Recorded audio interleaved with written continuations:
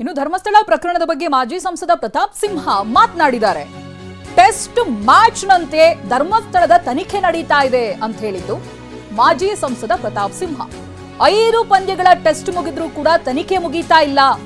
ಧರ್ಮಸ್ಥಳದಲ್ಲಿ ಸಾವಿರಾರು ಕೊಲೆಯಾಗಿದೆ ಅಂತ ಹೇಳ್ತಾರೆ. ವಾಸ್ತವದಲ್ಲಿ ಇದು ಸಾಧ್ಯನಾ ಅಂತ ಪ್ರತಾಪ್ ಸಿಂಹ ಪ್ರಶ್ನೆ ಮಾಡಿದ್ದಾರೆ.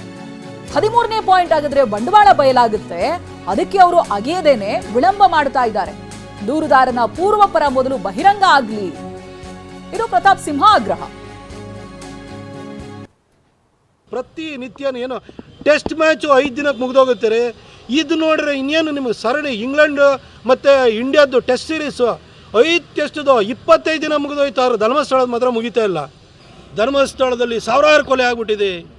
367 ಪ್ರಕರಣಗಳು ದಾಖಲಾಗಿದ್ದಾವೆ. ಎಲ್ಲ ಕಡೆ ಬುರುಡೆ ಇದ್ದೀವಿ, ಅಲ್ಲಿ ಹೂತಾಕಿದ್ದಾರೆ, ಇಲ್ಲಿ ಹೂತಾಕಿದ್ದಾರೆ. ಇದನ್ನೆಲ್ಲ ನೋಡ್ತಾ ಇದ್ದರೆ ಅದಕ್ಕೆ ಪೂರಕವಾಗಿ ರಾಜ್ಯ ಸರ್ಕಾರದವರು ಹೋಮ್ ಮಿನಿಸ್ಟರ್ ಅದಕ್ಕೇನು ತನಿಖೆ ಅಗತ್ಯ ಇಲ್ಲ ಅಂತ ಹೇಳಿದ್ರೆ, SIT ಅಗತ್ಯ ಇಲ್ಲ ಅಂತಂದರೆ ಮರುದಿನ SIT ರಚನೆ ಮಾಡ್ತಿರೋಂಥದ್ದು ನೋಡಿದರೆ ರಾಜ್ಯ ಸರ್ಕಾರ ಆರೋಪಿಯನ್ನು ತೀರ್ಮಾನ ಮಾಡಿಬಿಟ್ಟಿದ್ದಾರೆ.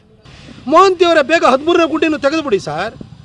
13ನೇ ಗುಂಡಿ ತೆಗೆದು ಕೊಡಲೇ ನಿಮ್ದೆಲ್ಲ ಬಂಡವಾಳ ಬಯಲಾಗೋಗ್ಬಿಡುತ್ತೆ ಈ ಆರೋಪ ಮಾಡಿದವರು ಅಂತೇಳಿ ನೀವು ಸುಮ್ಮನೆ ಆಗಿದ್ದೀರಾ. ಈ ಆರೋಪ ಮಾಡ್ತಿದ್ದಾರಲ್ಲ ಅವರ ಪೂರ್ವಾಪರಗಳನ್ನು ಒಂದು ಸರಿ ನೋಡಿ.